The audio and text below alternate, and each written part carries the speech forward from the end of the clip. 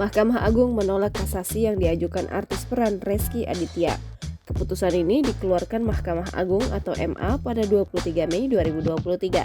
Dengan demikian, keputusan MA memperkuat putusan Pengadilan Tinggi Banten yang menyatakan Rezky Aditya adalah ayah kandung atau biologis dari anak yang dilahirkan Weni Aryani. Dalam persidangan ini, Ketua Majelis Hakim yang menyidangkan adalah Yakub Ginting, didampingi dua hakim anggota M. Yunus Wahab dan Nani Indrawati. Sementara itu, panitera persidangan adalah Firman Jaya yang bertindak sebagai panitera pengganti.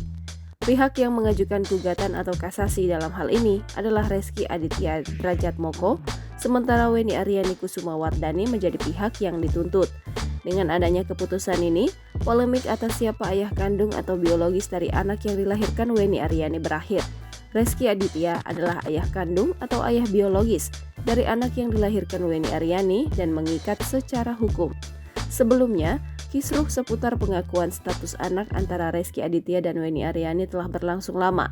Akhirnya, persoalan ini diselesaikan melalui jalur hukum hingga akhirnya Pengadilan Tinggi Banten mengabulkan gugatan Weni Aryani yang menyatakan bahwa Rezky Aditya merupakan ayah biologis dari anak perempuannya.